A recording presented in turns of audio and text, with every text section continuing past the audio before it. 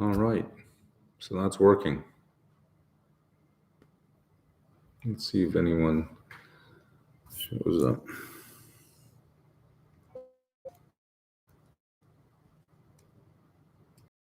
I'm testing my YouTube Live. Yesterday I had a very difficult time getting on, so I'm testing it with different browsers.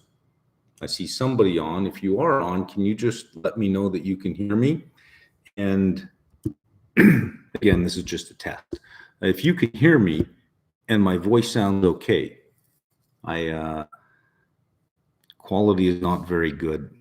Yeah, that's the problem I had yesterday. I was able to get on. I'm using a different browser. I finally got on. I can't figure it out what the problem here is. Let me try something here. No, I can see at the bottom of the screen that the microphone only has 1 dot instead of 6. Audio is good, video not good. So for anybody joining right now, I'm just troubleshooting because yesterday I tried to do a live session and it did not work out at all. So I'm going to use you as my test here for feedback. I'm getting some people saying it's okay. I'm getting some people saying audio is good, video is not. I'm getting some people saying quality is not very good. So please talk in Hindi. I haven't learned that language yet. A bit laggy. Okay, I think I might have solved the problem. In just poking around, I might have solved the problem. I'm not really sure. I'm gonna have to try a hardwire connection. Audio is good, but video is laggy. Much better audio today. Okay. Well, okay, so we're getting questions. What would you do with the reading time before through February? I tried to answer this one yesterday. If you are subscribed to markmeldrum.com, the office hours, we have office hours all through January, and then we have starting January 27th, I think, live drop-in sessions walking through every exam. If you have a subscription to the site, I strongly recommend that you attend as many of those sessions as possible, especially the exam walkthroughs. I strongly recommend that. What else do we have here? I think it's better than yesterday. Audio is good, video good too. Okay, that might have done something. I followed all of the instructions. It told me to go live and watch my CPU load, and you could see where all of the other, where everything else was loading. And I guess there was some, I didn't think it was still a thing. There's some terminate but stay resident programs. I thought that was a thing that went out 20 years ago, but apparently when you terminate some programs, it still stays resident. So I was able to shut down a whole bunch of processes, and I think I might be closer to being almost ready. Appearing for L3 in February. When should I do the first walkthrough of Book 6, Ethics and GIPS? I did answer that one yesterday. This isn't your first time seeing ethics. I mean, this is your third time, right? So ethics is a big part of it. GIPS, you've had a small introduction to before, but this reading is like 50 pages, and it just has the highlights of GIPS, not a whole bunch of detail. I think the only really challenging one, or the only one that's brand new to you, is going to be the asset manager code. All of this stuff is short-term memory stuff, so I would seem to think that I'd want, 2 weeks before the exam, I'd probably start Book 6 and stick with it for 4 or 5 days and try to put as much of it into short-term memory as possible. How soon before the exam should I start doing mock exams? Now, 5 weeks out, I think, is a perfect time to start your first mock exam, about 5 weeks out. L3 in February, finish your QBank 66 average. Have about 300 questions left CFA site. Should I be worried? No, don't worry. Our questions are, I write them hard on purpose. They're not meant to be hard on purpose. They're not meant to be representative. They're typical on purpose. because I think what's the point of writing easy questions that you get? Learning Spanish on Duolingo. And Duolingo is interactive. You know, it gives words on the screen, and you click on certain words of what it means to translate. Every now and then you type in certain words. All of its questions that it asks me are super easy. So it doesn't really press me. And when it does give me choices of words, you can quickly eliminate other words, even if you don't know the answer, just you know it's not certain words. But when I listen to, I can read fairly good in Spanish now for the most part, probably understanding 40% of what I read.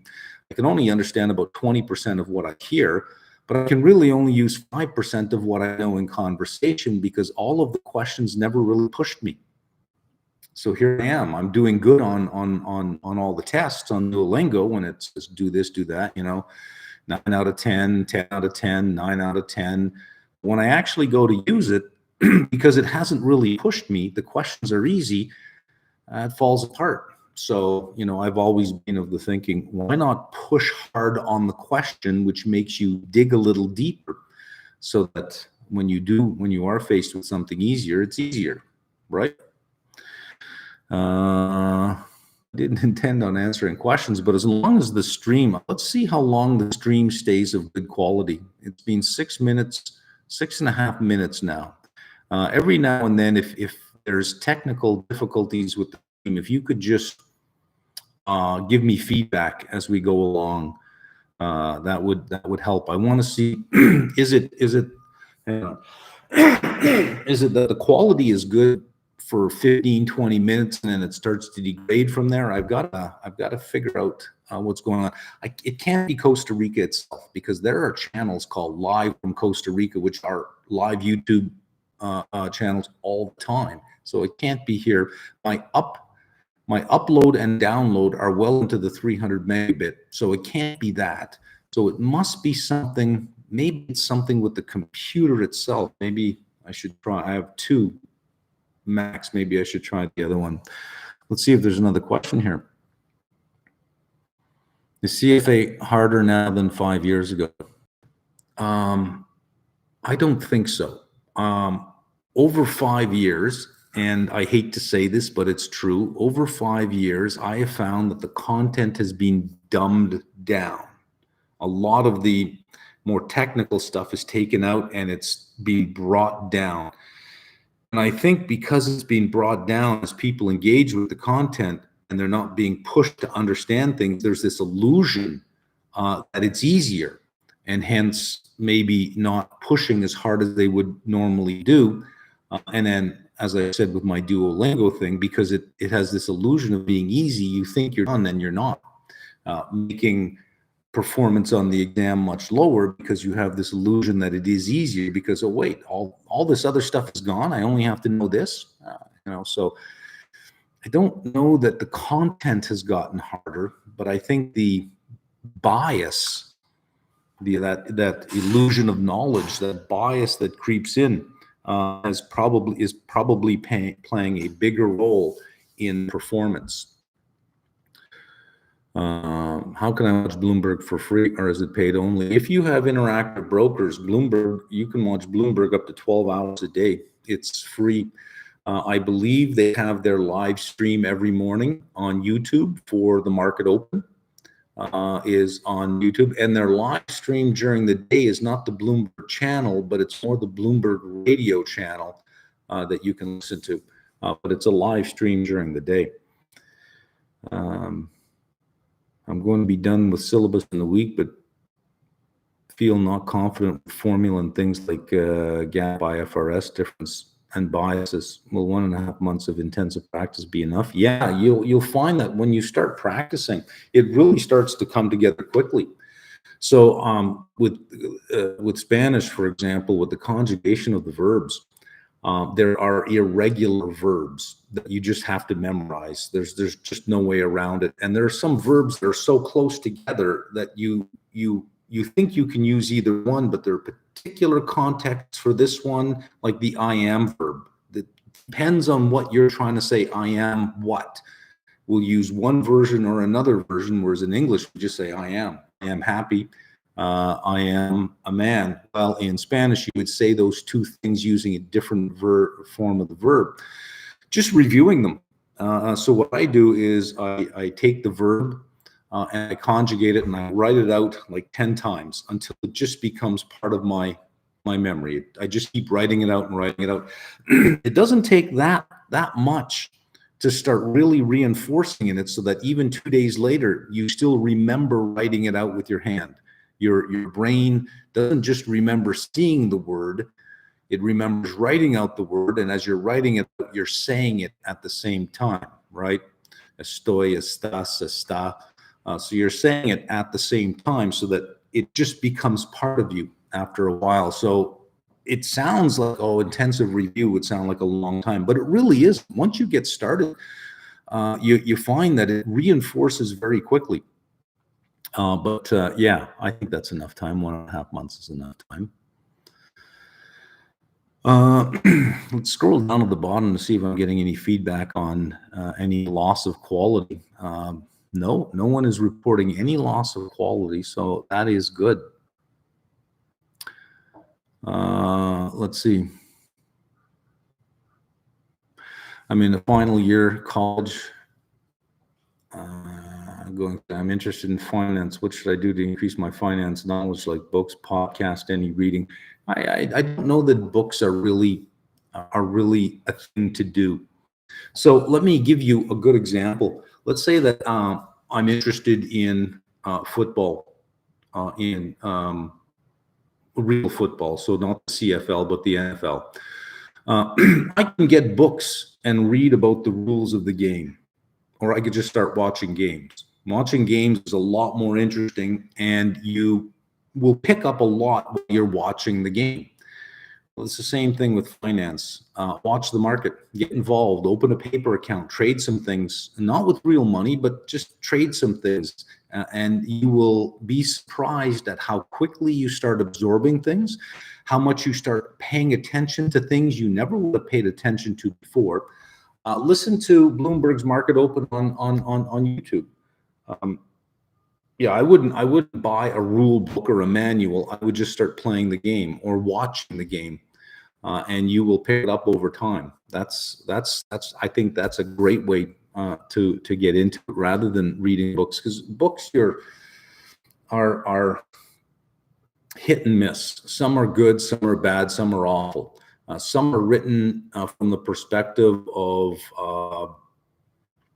perhaps telling you what the author knows, but without any consideration of whether or not they're actually teaching you what they know. So I would just jump right in. There's some good podcasts out there, I think, in finance.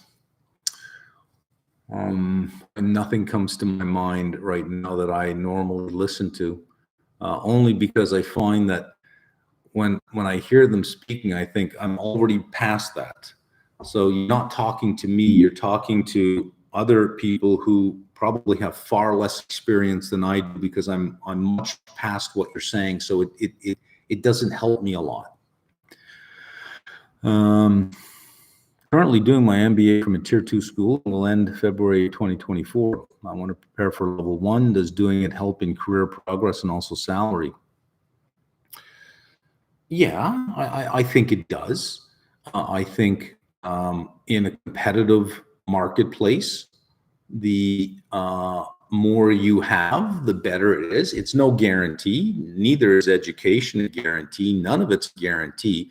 We live not in a world of certainty, but in a world of probabilities. So what it is guaranteed to do is increase the probability that you have some positive outcome. Right? It is probabilistic. You have some people with no education who are very, very rich, and you have some people with a lot of education who can't get a job. But on average, generally, when you walk into, for example, the neighborhood I lived in Canada, you would probably find some of the highest concentration of graduate degrees. And that's not an accident. That's not just, oh, everyone got lucky. It's because those things raise the probability of getting to where you want to be. And again, in a competitive world of being recognized or noticed above anybody else. So I don't know that I would say, no, it's not going to help you. But I'm not going to go ahead and say, oh, yes, absolutely, it's going to get you to where you want to be. It's going to raise the probabilities of you getting to where you want to be. And finance, it's a competitive industry. You can compare it to football. It's a game of inches. You got to inch out the other person. So yeah, I would do it, but I would do it because you're drawn to the profession. If you're just doing it to stack your resume, there are probably other things that you can do. But you're drawn to the profession because it's not a short path. It's a 3-year path with 3 years of experience before you get the 3 letters. It's 3 long exams that are going to take a chunk of your life. So it's something that you're going to want to do as opposed to something you have to do, right? It's something you're going to want to do. Which book would you recommend for level 1? Well, CFA provides you with all the content you need. If you have access to the learning ecosystem, which you do, the moment you pay, you have access to the learning ecosystem. All of the narration, all of the content is online on the screen. As you click from screen to screen, you have basically what's written on the screen is the books themselves. You don't actually have to have the PDF. You do have them. Some people don't like reading off a screen. Some people want paper so they can circle things and underline things, and they feel better with paper. With that, I would highly recommend you buy the exam package for $2.99. You get 6 mock exams and you get all the PDFs for all the readings, so that you can then send them to the printer and print them and have a hard copy if that's what you want. So though you don't have to worry about what books to buy, you are provided with them. Now, there are third-party books out there, but CFAI has really reduced the amount of narration and dramatically increased the number of examples in each reading, that I don't know that you can reduce the number of words without losing content at that point. And the exam is based on nobody's books but CFAI. So I really don't see the purpose of having third-party books. I would just stick with what CFAI has. Let's see. Trying to study level 3, but always get distracted by chasing. You can watch me at 1.5 times speed, and I'll try to do less. So, if your home is made of concrete, keep the router closer. It happens to me. That is the problem. Yes. This whole an office hour session, and this whole house was bang, bang, bang, bang. Came running down the side of the house. It was like, what is that? And I'm thinking, did anybody hear that? I was in a magnitude 4.6 earthquake at that time. Crazy stuff, eh? But yeah, that could be it right there. It could be the concrete. It could be. That's a good thing right there, because this house is one big solid concrete pour. Okay, something to look into. I'll have to. I do have a wire drop now that came in, so I have a wire drop now. But I have no cable, so I'm going to have to go get a cable. So if I'm hardwired in, I'm now hardwired right into the router. Look at this. Crowdsource the problem and look what you get. Thank you for that one. So anybody else out there, if your home is made of concrete, the signals probably aren't that. There it is. That makes a hell of a lot of sense, because every wall is concrete. This here, right here, that's just one big concrete pour. Okay. All right. I feel better now. All right. Okay. Let's answer a few more here. You're suggesting starting mocks now, but I'm wrapping up my first full review, Book 6, which I'll start later. Would it make sense to attempt each mock a day or two before its respective drop-in session? Yeah, you can do that. That's fine. But I would strongly recommend you go through the mock exam before the drop-in session. So when you show up, you have questions in your head, so that you've wrestled with the questions. They are hard. You've wrestled with the questions, and now you're ready to your mind is prepared for the answers. But yeah, that makes sense. Okay. What liquid markets do you suggest I can trade from Asian time zone? US is tough to manage and India doesn't have the liquidity. Australia, Japan, Australia, Japan. I'm hesitant to suggest Hong Kong, Korea, perhaps. I don't know if South Korea has any capital controls. I know their currency is a difficult one to trade. You have to use non-deliverable forwards for that one. So maybe there might be an issue with South Korea, but Japan should be fairly liquid. Australia should be fairly liquid. New Zealand, yeah, New Zealand, it's small, but it's there. There might be, I don't know, a sheep farmer, publicly traded. They do export a lot of sheep, a lot of mutton. I'm currently doing my MBA from Tier 2 school. Oh, already answered that one. Is CFA worth to do in 24? If not, then is there any other course for finance? Well, I don't know. I would be at the point saying that CFA is not worth doing. I don't. I'm nowhere near there. I'm closer to saying something like a 4-year undergraduate is almost not worth doing anymore.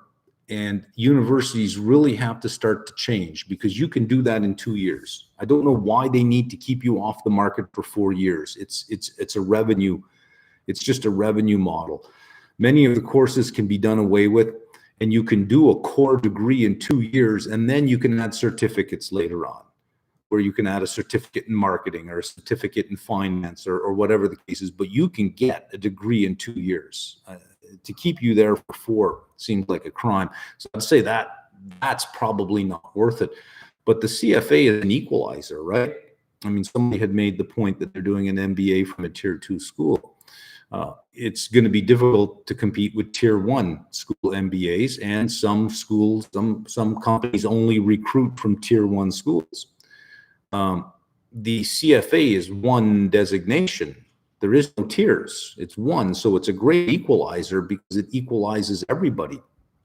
So I think it's still worth doing. If you want to be a rock star, it's not worth doing. If you want to be a YouTube influencer on food or travel, it's not worth doing. If you want a job in HR, it's not worth doing. If you're going to be in finance, yeah, it is worth doing. I'm not at anywhere near the point where I would say, okay, you know what, it has no value. I'm nowhere near there. S&P 500, do you think earnings compression and earnings multiple can hold up 2024 for the S&P? Seems overpriced. GDP was revised down, lag effects from Fed hikes last year, geopolitics. Yeah, I'm aware of all of that. If I was going to do a fundamental, nothing but a pure fundamental assessment of the S&P 500, I would say it's stretched at 20.4 on the forward multiple. I would say it's stretched at an unemployment rate where it happens to sit at corporate margins sitting at all-time highs, which is normally a mean reverting series, with labor gaining more and more power.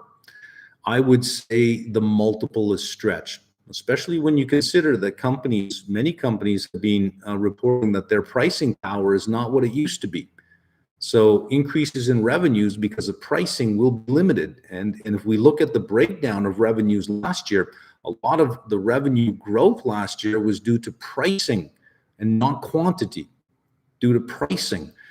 Well, if that's going to be limited this year and labor is gaining strength, I find it difficult to expect earnings to grow much more than what they are. I don't know that you're going to get a lot of growth out of earnings, which means the multiple that you're paying, I think, is simply too high from a pure fundamental perspective.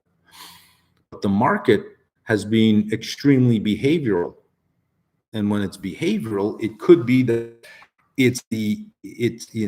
we're going to look past this year. We're going to look past this. We're looking past the second quarter, looking past 2024 and that 2025. You keep looking further down the road to try to avoid what's right in front of you. If it still continues to trade behaviorally, all you can do is price it fundamentally and say, I don't know that I'd be a buyer of the S&P at these levels at this point in time. I mean, that's just me.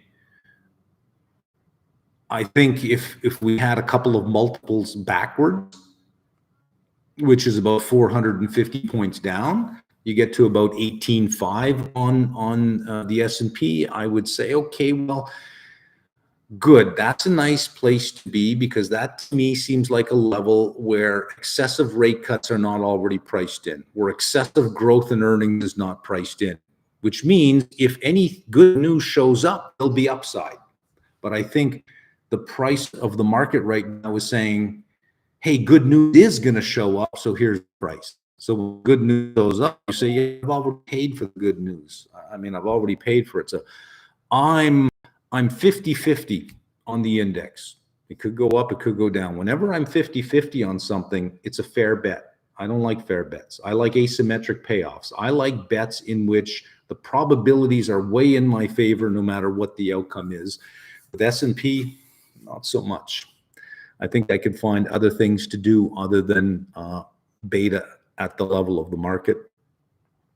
After passing mock exams for CFA level 2, the real exam last November seemed like a breeze in the spring. Great. Let's see. Let's go right to the bottom. No complaints on the stream. This is good. Okay. Did you encounter snakes in your house? Yes, I did. Yes, I did. Two snakes.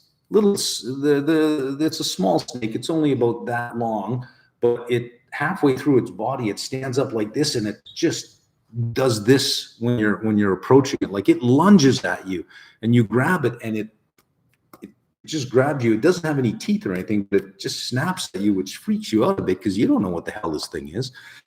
So you throw clothes on it as best you can. You scoop it up and you get it outside. So you throw clothes on it as best you can. You scoop it up and you get it outside.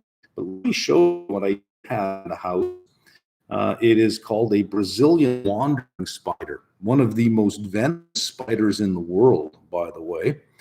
And wait till you see the size of this thing. I was able to pick it up in a Tupperware container and carry it out. It was in the house, and it was an epic fight, but I did win. I don't know if you can see. Oops, hang on. Let's find that guy again. Okay, so that was him in the house. Look at that thing, eh?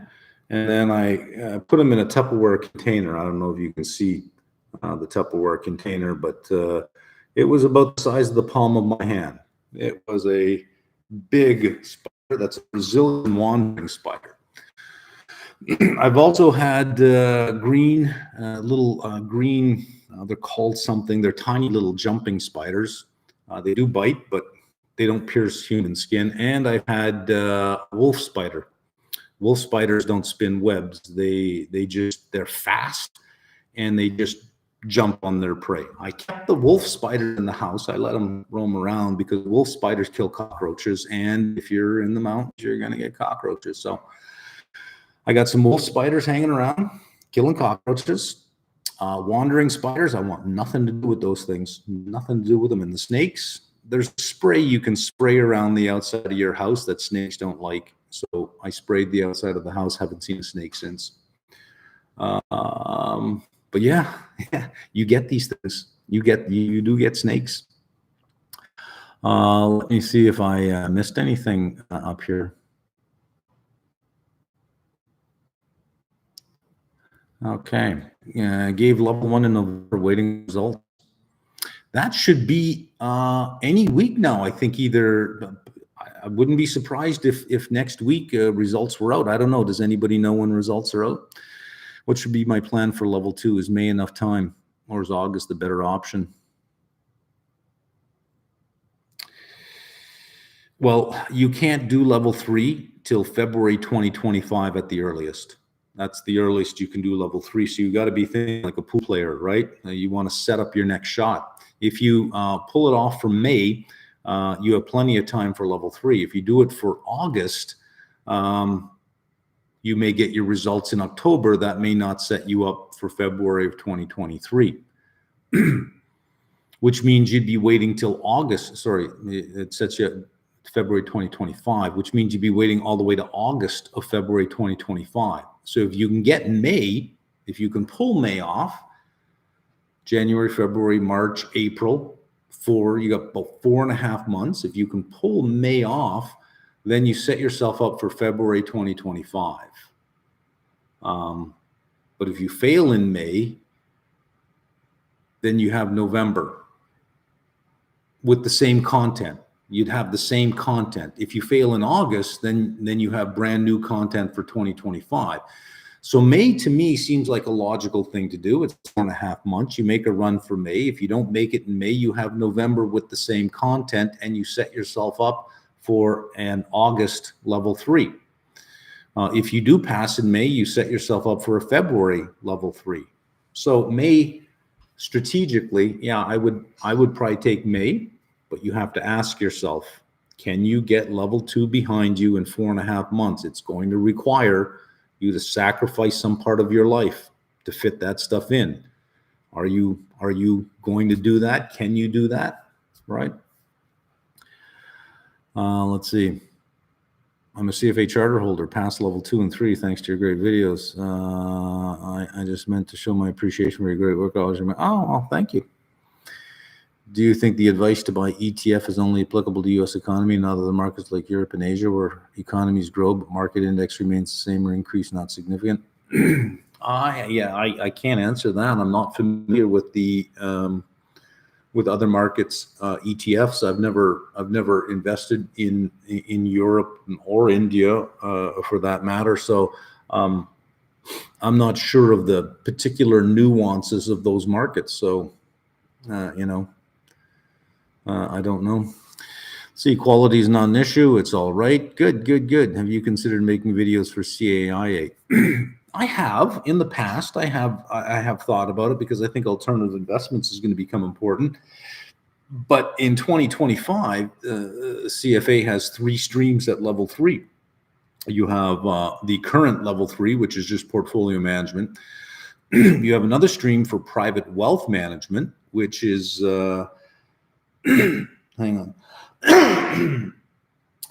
I wasn't prepared to talk this much this morning for private wealth management. And then you have another one for private markets, which is really going to cover off a lot of alternative investments. So I want to see what that has before I make any decisions. But in the end, it really is just a question of time. How much time do I have, and do I really want to get into something different, something new? I don't know. Pura vida, yes. CFA level 1 in revenue recognition. Do we have to study the methods of percentage completion, contract completion? If it is in the level 1 content, it is fair game. That's all CFAI will tell us. If it's written on the pages, it's fair game. If there's a learning objective about it, it's fair game. What is the paper account thing you spoke? A paper account is just exactly that. It's not a real money account. It's an account that you can actually trade the market in, but it's just fake money. So you get $1 million US. It's all just fake money. It's not real, and you trade the market. There are some limitations, like you can't make a new market. You must, when you buy and sell, you have to do it on the bid or the ask. You can't just put in a new price like you could in the real market. And have it print to see if anybody would be interested in it. But it's just a paper account. It's just a fake portfolio. How's the charter holder subscription coming along? So that was discussed, and its content was agreed on, saying, okay, well, that makes a lot of sense. But in the end, it's not me that's putting it out. It's Serify that has to put it out, and there are still some small thoughts or concerns about what it should look like and that kind of thing. So my contribution to the conversation is at its end. Now it's up to another group of people to decide, the final form, when, and that's it. Happy New Year. Hope holidays went great for you. Thank you for your outlooks in QA. Thank you. What's your favorite NFL team? It used to be Jacksonville when I was into into football more. Once the last 10 years or so, life got so busy that you give things up. I just don't follow it anymore. And college was Ohio State, I think primarily because I was in Ohio when I started getting more into college football. It's a big thing in Ohio whenever Ohio State plays, especially when they play I guess I can say it now, Michigan. In Ohio, you can't say the word Michigan. You have to refer to it as that school from up north. That's a big rivalry, and you better not be wearing the wrong colors on football game day. You better not be. As a Canadian, I was totally unprepared for how fanatical Americans are. I was just unprepared for it, but it is, if you're wearing blue and gold on Ohio football game day, I'm not kidding you. You'll get beaten up. You will, not just made fun of or called names. You will get beaten up. Beaten up. It's like, this is just a game, people. Just don't wear blue and gold on Ohio State game day. Is it usual to jump from commodity trading to asset management in that specific commodity space? I don't know that anything is either usual or unusual. I wouldn't know the answer to that. I watch your videos, then I head over to see if AI examples in EOCQ right after the video. Is this approach flawed given I just watched the videos? No, because while something like that may not be a test of your knowledge, it reinforces your knowledge. So the QBank, and rightly so, QBank questions should be formative assessments, and formative assessments are assessments that are meant to help you learn, not so much test you. The exam itself is summative assessment; those are meant to test you. But no, I don't know that I would convince myself if I'm doing well on the questions, especially after coming off just watching it, and then I'm going through the questions. I got this. This is easy. I don't know that I would fall into the trap of thinking that I got it. It's just proximity. I just heard it, and I just answered a question on it. Of course, I'm going to get it right. But it's the question itself that starts to reinforce. Let's see. My level 3 exam will be this February. Just completed only volume 1 on your site. I think I will fail and aim to take on August, as I don't want to force myself. If you already know that, if you've already just done volume 1, I would encourage you to take the lower cost option and defer your exam. The CFAI allows you to defer your exam. It's the cheaper option. Yeah, if you're only there at this point, I will be looking at deferring. But in deferring, do not fall victim to the illusion of time. Do not think, the calendar is my friend. It's now all the way to August. I don't have to start until May, because you'll fall into the same trap again. If you defer until August, you have bought yourself time to prepare, not time to wait, time to prepare, right? So should I take CFA level 1, or am I too old? 30, you're never too old.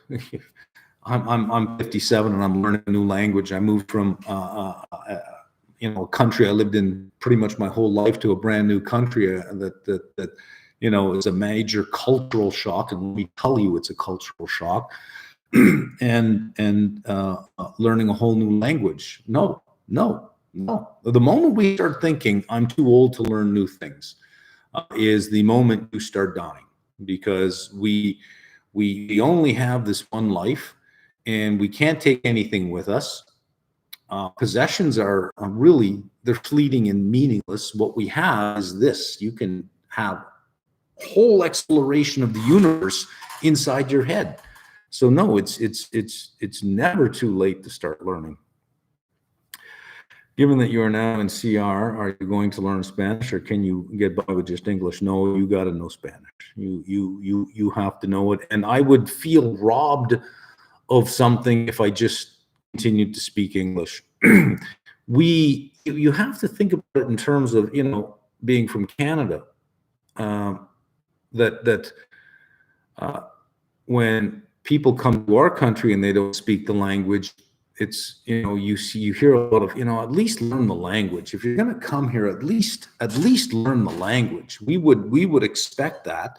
I imagine that the locals here would expect nothing less than me. Make the effort, at least. Make the effort. And hang on a second. Make the effort and at least. All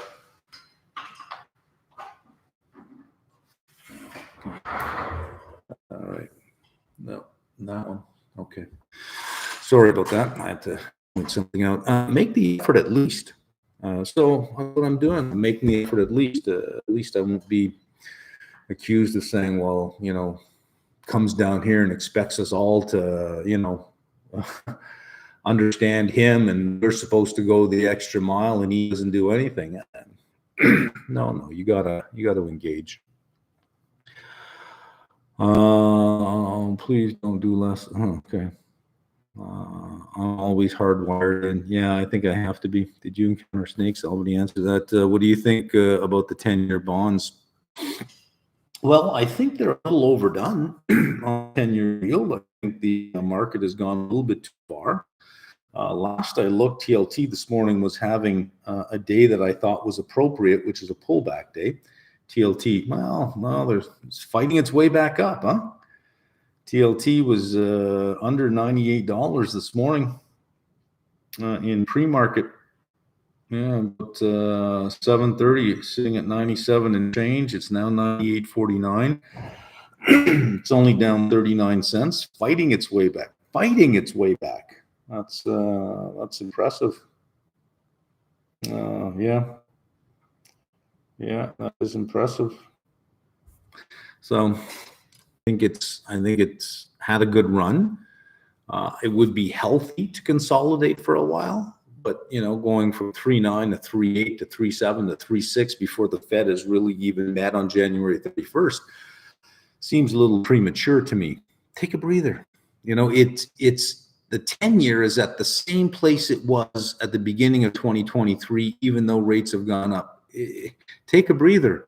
Go sideways for a couple of months, form a nice base on which to then send yields lower or prices higher once we have more clarity from the Fed. But I think it's had a good run. Got a great job in structured finance space. Do you think it would be better to do level 3 in early 25 and focus more on my job? Yeah, I always think, listen, you can't get the 3 letters until you have 3 years of work experience. So if you don't have the 3 years work experience, what's the rush? Lean into that. The exam will always be here. Lean into that first. For CFA charter holder access hedge funds, which chart skills do you recommend? Which chart? Charter. Okay, which charter skills do you recommend the CAA help? Your charter holder. So yeah, I would say, well, in 2025, level 3 will have private assets, but you're past that. So yeah, I think CAIA can be of help there, because it certainly signals to that side of the market that you're more than willing. That you've already done the learning, you've already done some of the heavy lifting, that they don't have to, that somebody hiring you, they don't have to start from scratch. They've already done some of the heavy lifting. Just install a Deco X20 mesh with Ethernet with Ethernet backhaul in your house. Works best for big houses. A Deco X20 mesh. Let me take a screenshot of that. I'm gonna have to Google that. I don't know what that is, but I'm gonna have to Google that because I'll forget that. Hope you had a great start of the year. I feel like CFA isn't for me because of the lack of interaction with classmates or profs. I've tried doing the level 1. I failed. Any thoughts? So yeah, some people feel that way, that I'm not in the milieu with other people. Trying to study something alone all by myself is perhaps not as motivating as if you're in a room with other people. So I can understand that. It would seem to me an easy way out to say, okay, well, if there's no class or no teachers and I can't interact, I'm not going to do it, for something that you otherwise might enjoy a lot of. So you might, I have a look around. You, what you can do is get involved with the local CFA society in wherever you are. I mean, if every city has a CFA society, well, every significant city has a CFA society. At least you from there you have like-minded people that you can interact with. You know, yeah.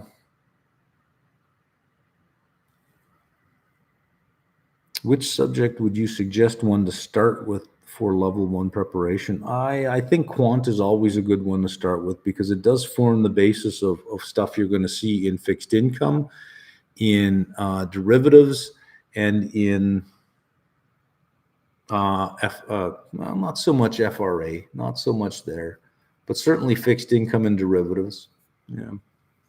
Oh, and portfolio management. That's the other one. Which subject would you? Okay, I already did that one. How to get confidence on market analysis pre or post using real money to trade and investment. Well, how to get confidence in market analysis? I certainly wouldn't be doing it with real money. First, I would be running a paper portfolio for quite some time, and then I would step in very cautiously until you have that confidence, and then as long as you're following rules of investing, you should be okay. But if you don't have a team that you're working with, like a junior, you're being a junior on a team and you're watching other people do it. And if you can't learn by watching other people, or, learning by doing can be really expensive. Yes, I've interdisciplinary work currently in IT 34 years, so I should pursue CFA. Only you can answer if you should pursue CFA. Your question was, am I too old? No, you're not too old. But should you do it? Just based on that, I don't know. Only you can answer that. What do you, where do you want to go and what do you want to be? And how decorated do you want to be when you get there? That's, only you can answer that question. How to achieve success in finance if you're an engineer? Same way you achieve success in engineering. You learn, you apply, you compete, you be better than the next person. You continually learn, you continually apply. It's the same thing. Is whatever somebody is doing to be great in whatever profession they're in, it would be the same thing in any other profession, right? Have you ever considered countries in South Asia before moving to Costa Rica? Well, I was thinking of Dubai.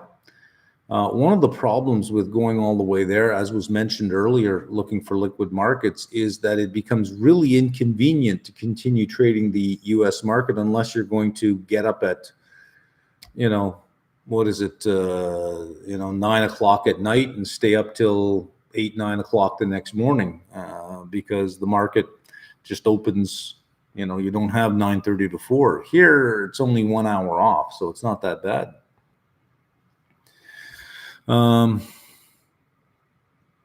Where did we leave off here? Oof, there's a lot of questions here, huh?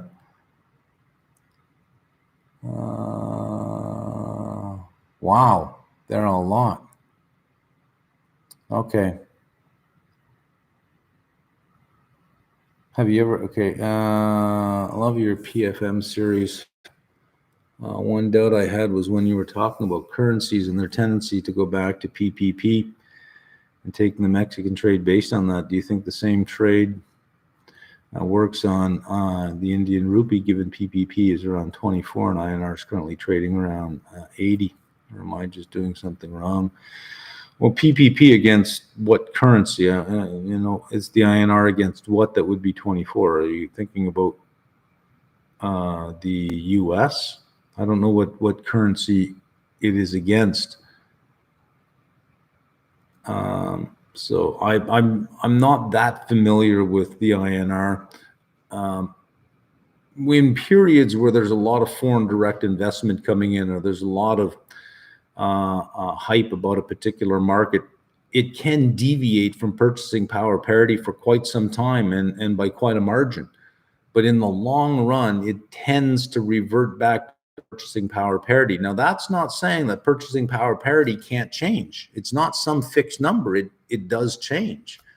But the process of moving in and out of equilibrium to purchasing power parity is a mid to long term process. Mid 5 to 10, long term, mid to long term 5 to 10 year process. So something is out of equilibrium today doesn't mean it's going back to equilibrium tomorrow. But in the long run, purchasing power parity tends to be an attractor point to a currency. Does CFA help if I want to get into hedge funds? I have an MBA from a tier 1. Should I brush up on some popular programming languages, Python instead?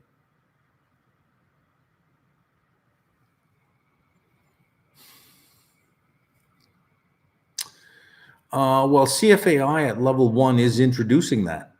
So the reason they're introducing it is because they're seeing there's a demand for that skill. So yeah, I think that matters. I would, if you're tier 1 MBA, you should have some good recruitment opportunities on your campus. That let's see if your employment most employment will have an education fund. That there'll be some kind of education component to your employment where you're allowed $1,500 or $2,000 a year to support your education.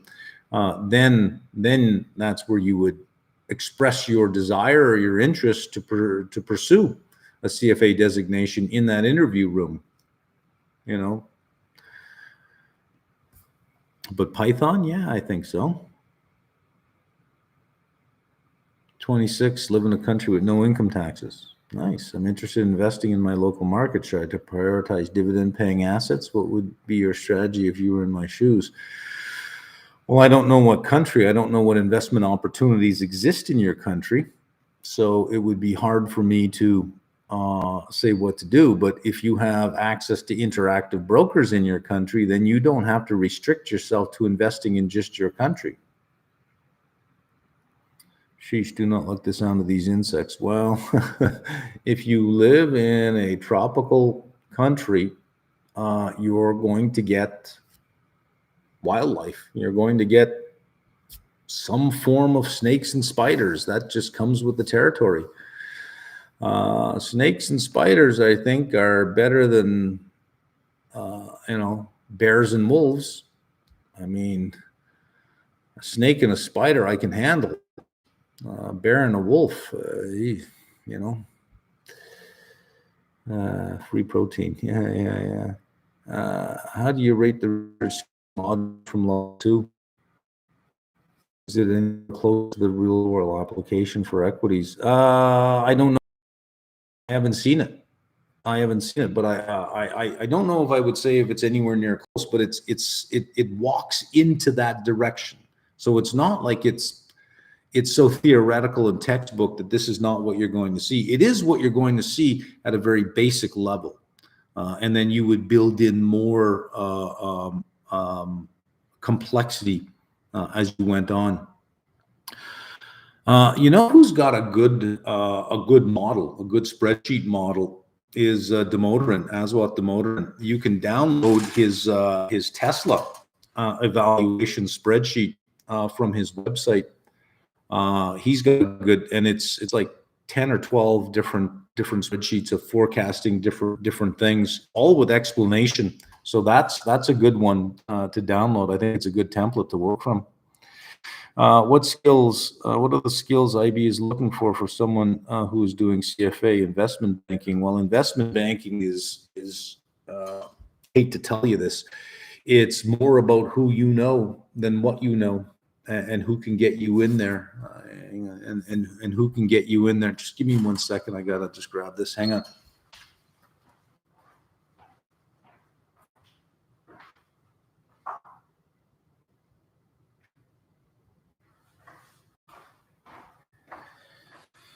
Okay.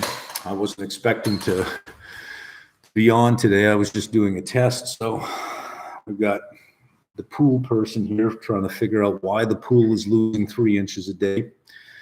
With the sun and evaporation, and given the square footage of the surface, there's a certain amount of water loss that you'd expect every day, about 1 centimeter, but I'm losing like 10 centimeters a day. So the physics are one thing, and everything else has to be a big question mark. I think we know there's a leak on the pump, but it doesn't seem like enough to account for nine more centimeters on a pool that is 52 feet long and 12 feet wide. So here we are, right? What do you think of the situation of CFA training providers? Do you think there is a market? Will there be more players? Consolidate with your vision. Do you see business in Spanish? Oh, CFA training providers. Oh, I thought you meant CFAI training the providers. They do not train providers. Do you think there is a market? Well, there'll always be a market for good quality teachers. They are rare. They really are. Will there be more players? That's a tough one. Because the current structure of fees favor incumbency at this point. That I think it would be harder now to break into the industry than it was, 10 years ago. I think it would just be harder, not impossible, but harder. But I did it. I went into an industry that was dominated by one big player, 80% of the market, and rose to number 2 by subscriber count, number 2 in the industry within 5 years. So yeah, it can be done. I just think now, because of the type of fee structure you have to pay, it would be harder to get done. Do you see business in Spanish? If I had to pick the languages in order, English, because the exam is given in English, so English would always dominate. Chinese would probably be second. Mandarin would probably be second, because that is a big market, and it is a market, much like India, that has a very high level of respect and placement for education, period, full stop. More so than North America, I think. Spanish, not really. I don't know that I would I don't know that I would ever put videos out in Spanish. No, I don't think so. The markets, the Latin American markets where Spanish is spoken, is very barbelled. You have a lot of people who are very poor with probably grade 8 education. Many people just never went to high school. It just never went. So they're not even in the game. And then you have those at the higher end that from specific strata of society, is just too small of a population, right? That if I had to pick a language, or at least 2 to focus on, I'd say Mandarin and English. Spanish, no, I don't know that it would be a very big market. But I believe Darren at level 1 is Spanish speaking. I believe he is fluent Spanish. Spanish or Portuguese? I'm not sure which one, but I think he's fluent Spanish. I can't hear anything now, or is it just me? Oh, I better scroll down and see if something got lost. No? No, nothing got lost. Okay, maybe it was maybe it was just you. How can you improve, stand out as an investment analyst? Oh, just be better, better forecasts, better analysis.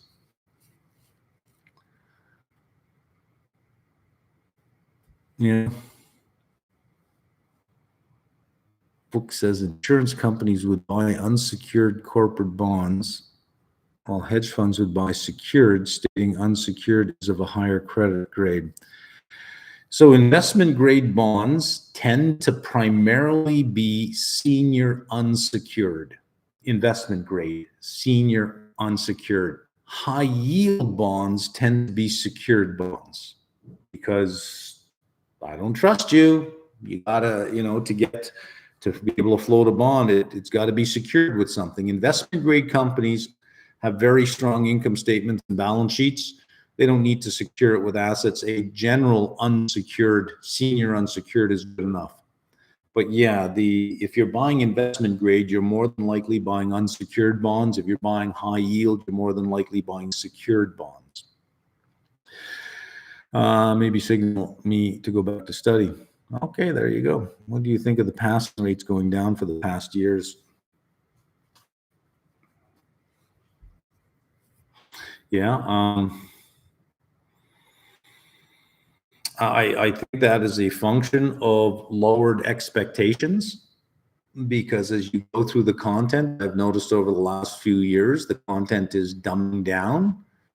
And as it's dumbing down and you're going through it, you're thinking, okay, well, this is all fairly straightforward. And then you end up lowering your effort because you think that you've got all of this. And I think there's that bias going into the exam.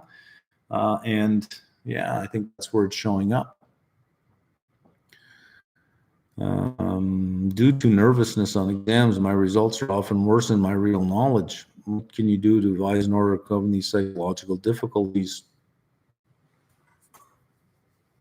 That is something that is beyond my expertise or my field when it comes to issues of anxiety and techniques that can be used to lower anxiety.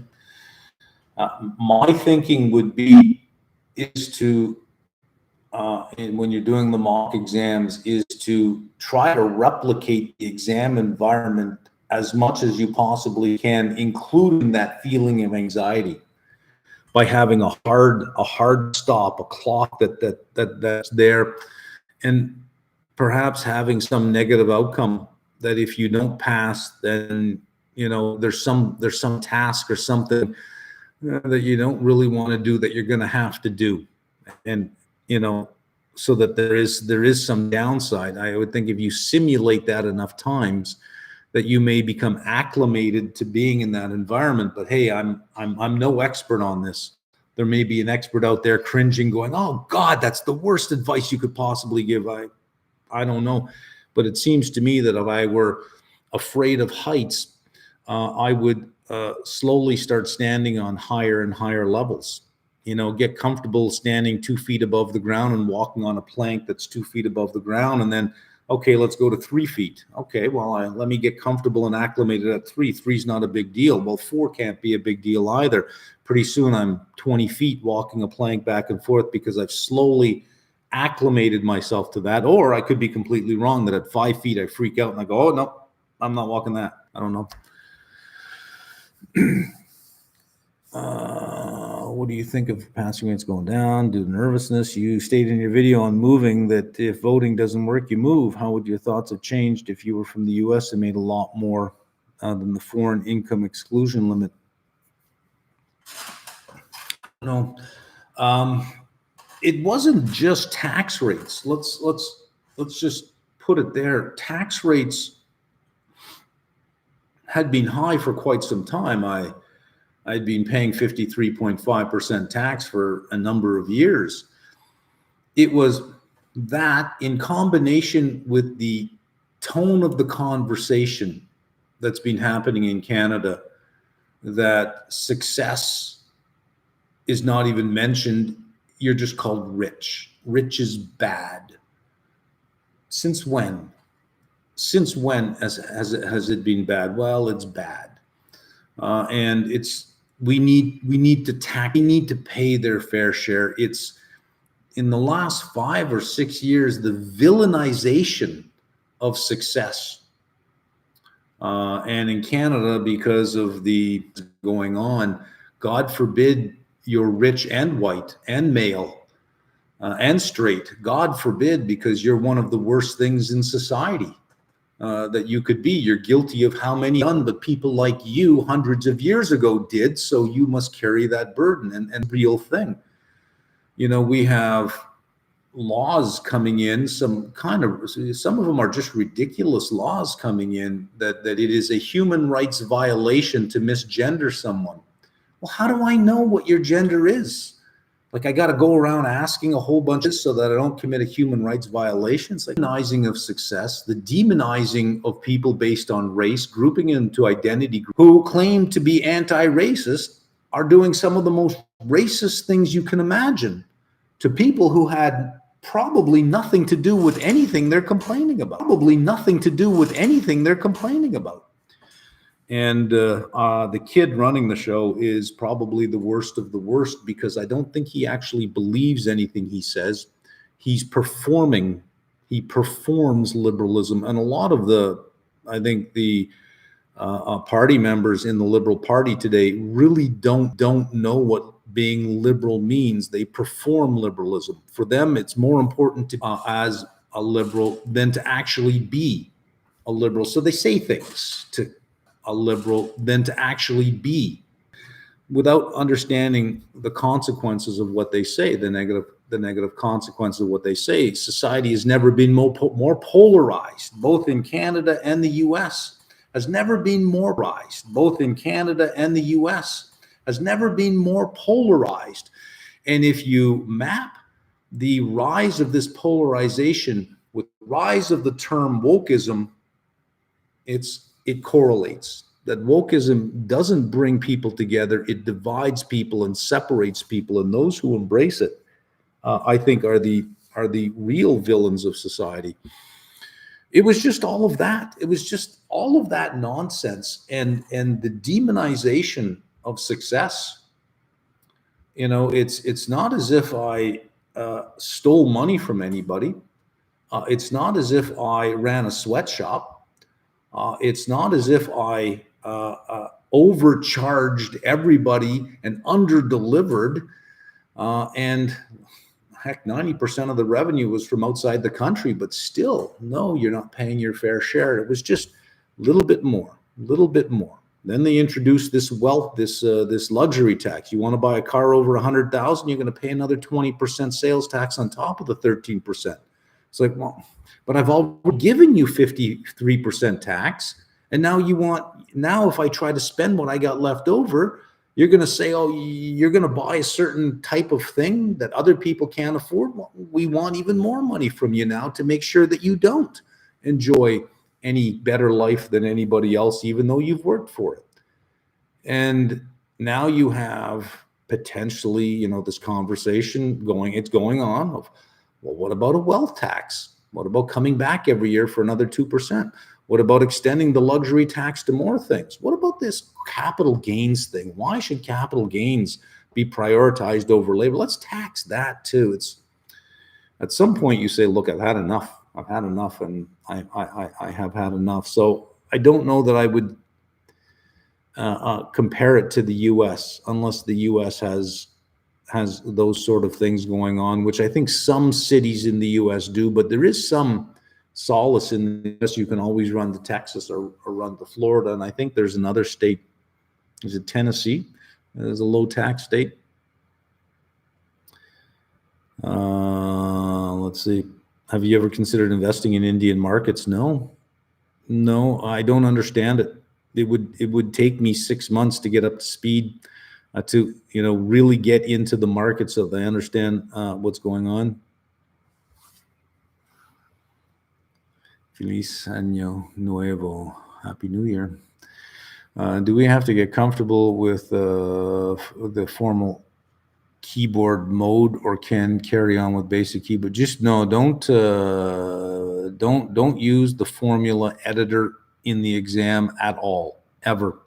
And don't ever type in notation. Just the numbers in place. Come to Dubai, start a hedge fund, zero tax, and also very safe city. Yes, it is safe. The crime rate in Dubai is extremely low because the penalties are extremely high for little things. Penalties are very high, and the laws are, well, you got to keep up on the changing laws, because sometimes the law changes and you're just expected to know that it's changed. Yeah, I did consider Dubai, but I crossed it off the list, I think, rather quickly. How come that you never had kids? Never worked out. There was one once that I could have one once, and since then there just hasn't been. So, and not by design, and there and not by design and choice, but by circumstance. It just never worked out that way. And you get to a certain age where you say, your late 30s, pushing into your 40s, and you're seeing your friends who got married and have kids. Half of them are getting divorced, and it's ugly. And you think, whew, I dodged that whole bullet. So after the fact, it's like, whew, but when you're in your early 30s and everyone's married and having kids and buying houses, and you're thinking, how long can I go on like this? I'm just a kid. I'm living like a kid. These are adults. I could never do that. And then 10 years later, it's like, oof, I guess I missed all of that. That's good. Now, that's not to say that some haven't worked out wonderfully. One I know, they are best friends to each other. They've been together, I think, since teenage years, late teenage years, early 20s. They've been together, and raised 3 children who are now out of high school and off doing whatever they're doing, and they are each other's best friend. It's just incredible to see. There are those stories, but too few of those stories. Too few. Far more of the ugly separation stories, and sometimes they get nasty ugly. And it's those that you look at and you say, whoa, thank God I avoided all of that. So, and it was just by circumstance. Please keep focus on CFA prep, not likes and dislikes, personal talk. Please don't mind. So many here ask relevant questions which detract from the core purpose of these talks. Well, and there's some people out there that, like the poetry videos that I put out. You don't have to watch those, I guess. Can you share a framework process to do basic industry analysis, the Porter model? Yeah, so the Porter model still continues to be, I think, a very powerful model in understanding industry structure. And who has the power in the industry? Is it the buyers? Is it the suppliers? Is there a choke point in the industry where there are just a few key suppliers? So if we look at the semiconductor industry, for example, Porter's model is extremely useful in identifying who in that whole supply chain has the power. Where does the power lie? In things like semiconductor equipment, especially cutting edge, really. So they can extract a lot of value out of that. It's still one of the best models to use. So I don't know that I would drift too far from there. Porter model, the pestle framework seems so vague to me. Thoughts on 0 date expiration options? Those are gambling options. I don't know why I would be compelled to use one for risk management for a day. I don't know that I would. I don't know that is the primary use of those. I think those 0 date expiration options are primarily gambling options. What's your perspective on the so-called third sector of the economy, cooperatives and nonprofits engaging in commercial activities? Well, CFAI is a nonprofit. Now, nonprofit does not mean no profit. Nonprofits can be extremely profitable. CFAI is extremely profitable. Nonprofit just means there's no share capital, which means there's no one to pay dividends to. No one owns the shares. It's a non-profit in that sense. So the money is trapped within the organization and must be reinvested back into something else. So nonprofits don't mean no profit. It just means no one benefits from the profit other than the organization itself. I think, with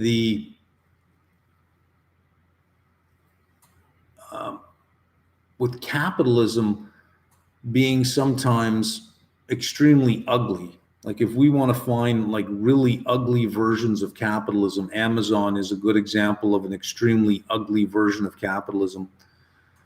Air Canada is another example of a very ugly form of capitalism where and designed to do nothing but rip that and design, and there is no justification for it other than what are you going to do? What are you going to do? So you almost have to pay what they're asking because you're almost put in a situation where you have no choice. These are the ugliest faces of capitalism because you need people in a room somewhere to think, how do we extract more value out of these people without adding more value? How do we just extract more money out of them, period? And in some cases, how do we do that and give them less?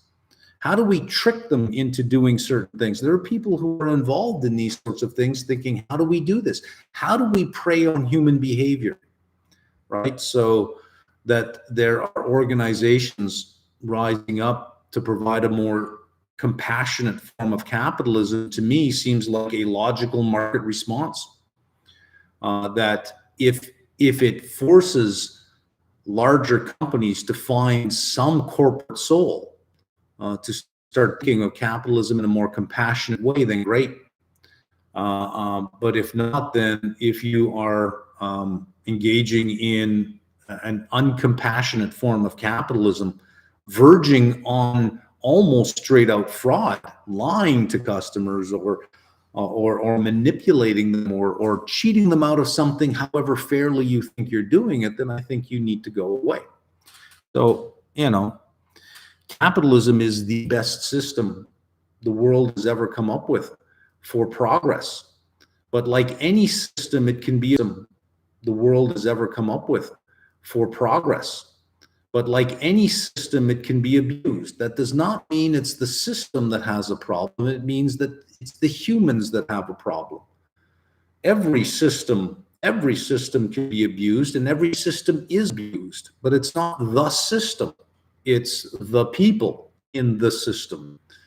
And for all its flaws, capitalism is still the best allocator of capital, period. It's still the best producer of innovation. It's still the best wealth creation system ever in the history of the world for all its flaws. And it has flaws.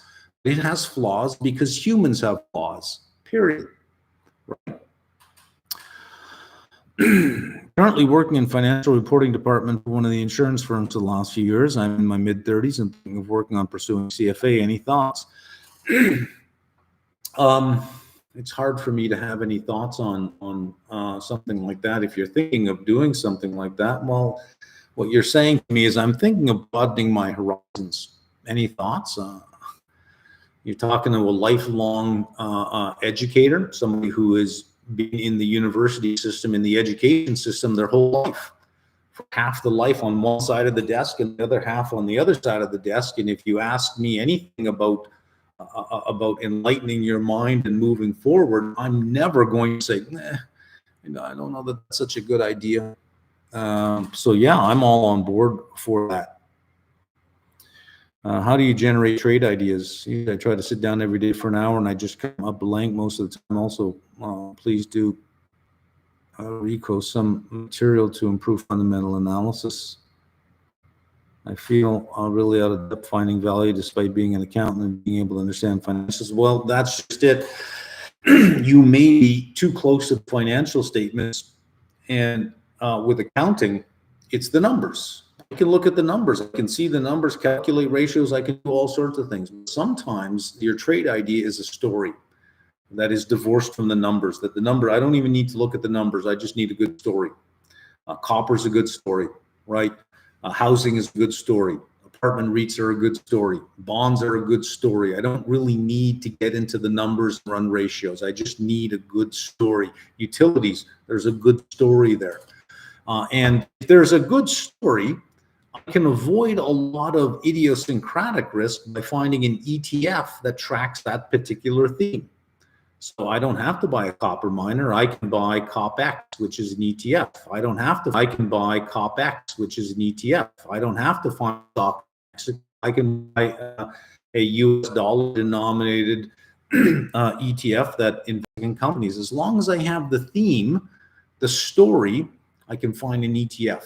So it could be that and you need to just take a step back and leave those accounting skills on the table and say, what's the story I see?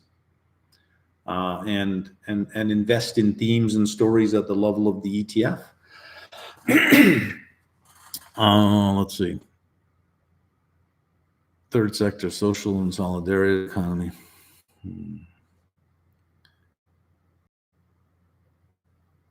How to get to confidence on market analysis. Okay, I already answered that.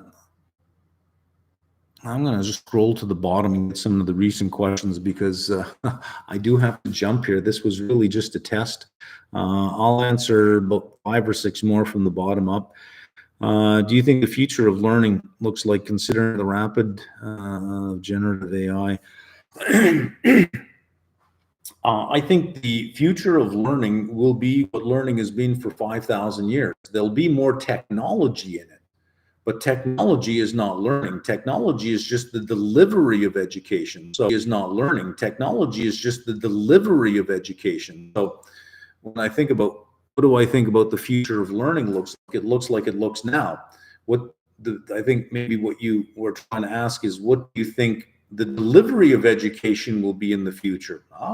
There's a whole bunch of things, right? Maybe it's virtual, in the sense that you have the Apple 3D,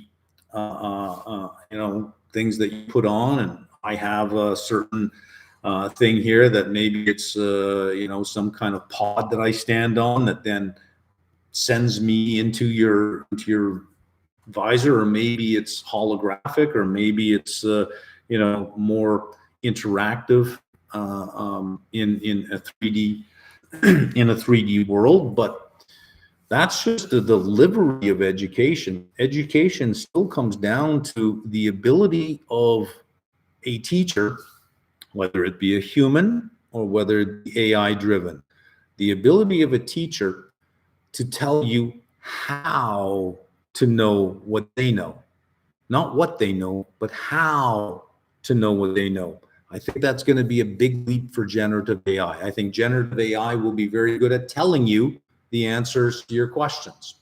I don't know if it would be very good at teaching you the answer to your question in a way that is outside of what a textbook could do. I don't know that it would be very good at teaching by analogy, which is a very effective way to learn something. That you're having trouble getting your head around something, there's always well, let's think about it this way instead. And teaching it by analogy, I think that would be difficult. So learning will be what learning has always been. The delivery of it, I think has some interesting things. I would be more ready to suggest that virtual reality, where you are in a virtual classroom with a whole bunch of people, is probably closer than AI replacing somebody like me. MBA student, bachelor's in accounting, team CPA after graduating. Don't see myself working for a big firm long term. Any advice? Currently viewing your cost accounting videos. Well, if you, when you say I don't see myself working for a big firm long term, that's not the same as saying I don't see myself being an accountant long term. It just means you don't see yourself working for a big firm long term. You don't have to work for a big firm long term. But if you've decided that, no, I don't see myself being an accountant long term, then I would say, well, maybe stop now. What's the point of having a CPA if you're not going to be an accountant? Right? What kind of paths open up if I pursue a PhD in finance in near future? Professorship? It's a PhD is a research degree, right? And it's not a teaching degree; it's a research degree, and it's not an MBA elevated. The learning is done. You're not learning anything new. You are now engaging with the literature of those people who are creating new knowledge. And it's not about learning the new knowledge, it's about learning the methodology of creating new knowledge. It's about the philosophy of knowledge, which is why a doctorate is called a doctorate of philosophy, because you are engaging in the philosophy of knowledge. What is knowledge?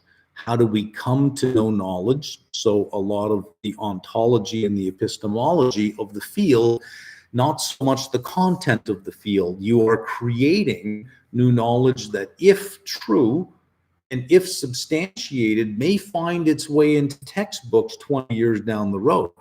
So you're way at the beginning of that process, which is way behind where practice is. So you're more of a historian at that point. But it mostly prepares you for a career of researching in a university, researching and publishing, which I find extremely boring. I thought I heard you say you were going to make a video for your appliance series on day trading. I was, and I did start. There's two problems with it. Problem number one is you can't just open up a chart and say, okay, I'm going to day trade this. There has to be a setup. You need some sort of setup to trade, and it is traded mostly technically when you're day trading. I'm not set up for day trading. For day trading, you need probably 50, 60 different targets that you follow. And you cycle through charts. Chart. Oh, here's a good setup. Okay, and out of the 50 or 60, 4 or 5 may be good setups that you can day trade. Setups that you've got 5 or 6 indicators, technical indicators that you feel pretty good with, and 4 or 5 of the 50 or 60 may be ready to go. And then you put your trade in with your stop and you take profit and you keep moving on, and you keep just cycling through things, watching things. I'm not set up for that. So when I started, I thought, okay, well, I've got to find a list of a bunch of stocks. And when you're day trading, you're not looking for a fundamental story, right? You're really looking for a technical story. So anything is fair game. It doesn't matter. Take anything at random and have a look at the chart. Some stocks end up having a very large technical following, a very large amount of day traders, so that you can rely on volume coming in to the chart when it does hit certain points, because a lot of people that day are trading it technically. That takes a lot of time to set up to get to the point where you have those things. So I could not show day trading. The other problem is flip a coin. I can show you day trading. Let's just take a stock at random, flip a coin. If it's heads, buy it. If it's tails, sell it, put in a stop loss and take profit.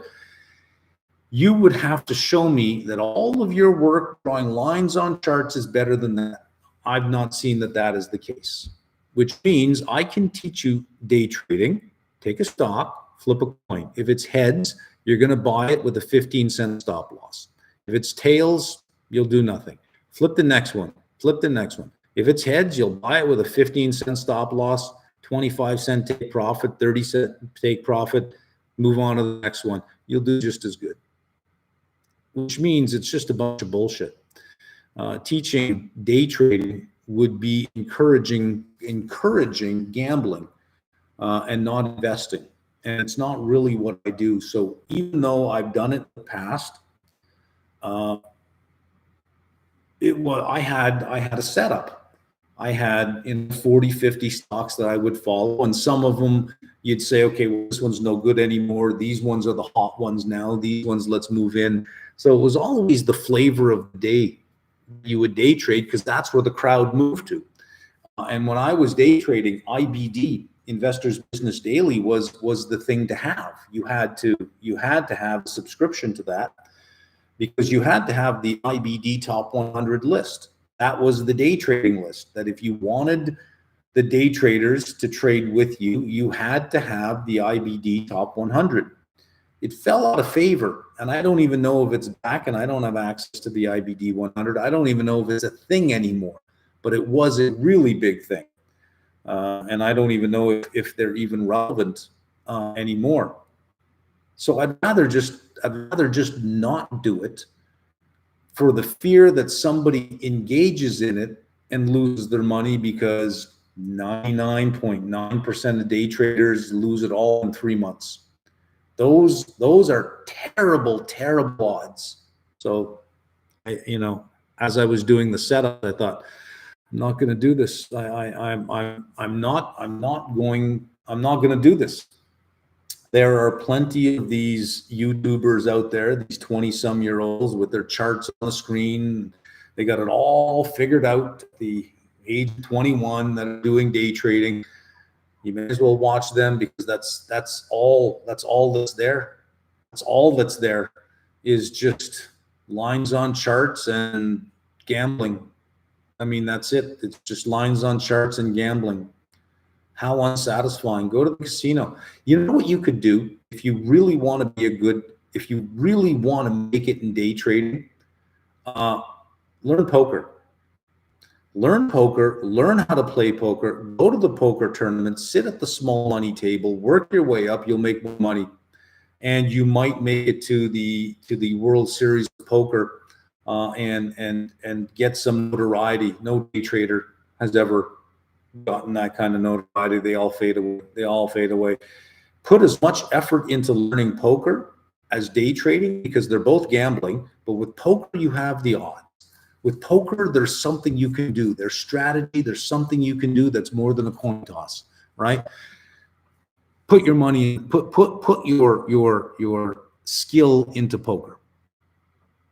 Let's answer two more, and then we'll head out here. If you had to buy one Canadian REIT, which one would you buy? Cap REIT? I would buy Cap REIT. I would buy Cap REIT. Should I ever give a second thought about commodity market analyst at all, or stick with my passion? Well, if you don't like commodity market analysts, kind of answering your own question. It's like, what should I do here? Should I eat the broccoli or eat the steak, which is really what I want to do? I think I've answered my own question, right? Just in the way that you framed your question, I think you've answered it yourself. You might just be looking for some validation. I can't give that to you. I think you already know. Just think about it this way. Pick one really fast right now. What is it? There it is. There's your answer. If you had to pick one really fast right now, which one would it be? Right? I think that's it. I wasn't even going to do a session, but heck, there's 139 people on. I hate to just break. So okay, let's do a couple more here. Want to go into PE and VC. Currently going for Masters of Finance in 2024 in the U.S. CFA Level 1 in February 2024. Is experience in asset management necessary for PE and VC? So once you start getting into these private markets, investment banking particularly, but once you start getting into VC and PE, usually you come from another sector of the economy first, another part of finance first, before you just go directly into that. Those aren't direct entry jobs. You're going to do a tour of duty somewhere else. So VCs usually have some kind of either banking background or entrepreneurial background behind them, if not both. For PE, probably some banking background behind you, and maybe maybe some IB, investment banking background behind you, but it's certainly not a direct entry. Maybe an entrepreneurial career in the past, because private equity does buy private companies. And part of recognizing the value in private companies is being able to see the value past the numbers, right? And sometimes that takes an entrepreneurial mind to see, not an administrative mind to see. That usually requires that you've done a tour of duty somewhere else. So these aren't really direct entry positions.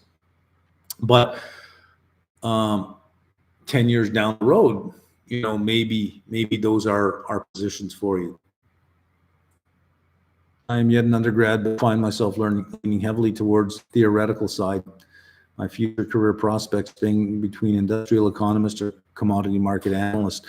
If you're leaning more towards the theoretical side, then you probably like playing with ideas more than you like playing with, practical world. And playing with ideas can be fun, and thinking up, thinking of this theory and that theory, and hey, I just thought of a way to bring these two theories together. This is exciting. Well, then there's the PhD for you, right? That's what you do. You play with ideas. But if it's more towards the theoretical side, theory and being too theoretical in the real world isn't going to help you. So could be that maybe you just want to stay in the safe hallways of academia. It's a good life. Should have come to Florida. Well, we could have been neighbors. I used to live in Florida, in Sarasota. But as a Canadian, you could only stay in Florida 6 months less a day. So you had to leave. I was thinking of Florida before I thought of Costa Rica. The one thing I didn't like when I was in Florida is July and August and September. Jesus, my God, the humidity. It was just you walk outside and you're damp. You're just damp all day long. You're just damp. There's no relief. You jump into the Gulf of Mexico to get some relief. It's 86 degrees. It's bath water. It's like, oh God, please help me. I didn't like Florida in the summer at all. Didn't like it at all. Let's grab a couple more here. I want that hat. That is a nice hat, isn't it? I'm from Dubai. What do you recommend to invest in? I don't know. I don't know a lot about the Dubai market at all. I did not pass my exam and got opportunity in accounting. Yeah, when I don't know something, I don't know. I don't know Dubai. I don't know India. I don't know the Chinese market, the American market. That's about it, which is, still the biggest game on the planet, right? Now, what was it? The BRICS just got bigger yesterday. 4 or 5 new countries joined the BRICS as a challenge to the U.S. The U.S. side. In my communist country, I've learned a lot and can't complain. True story. Okay. Let's. I do have to get downstairs. I do have workers that are milling about, and unless you get down there and wag your finger and frown at them, siesta time. So I'm gonna, now that I know this works, I like the idea of, because I have a concrete wall I got the hardwire here. I'll just hardwire it in, and that probably takes care of a lot. I've lowered the load on my CPU. That seems to have worked out a bit. And I switched to Chrome. I figured, well, okay, it's Google Chrome.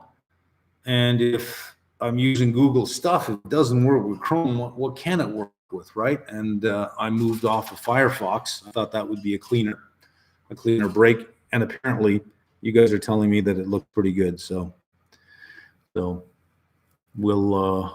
leave it there. And look at this, the numbers are going up. Went from 130 to 143. Anyways, let's leave it here. This was a good test. Thank you for participating in the middle of the day like this and giving me feedback on this. At least now I know where my solution lies, and I'm not much closer to getting it done. Okay, ciao. I'll see you guys later.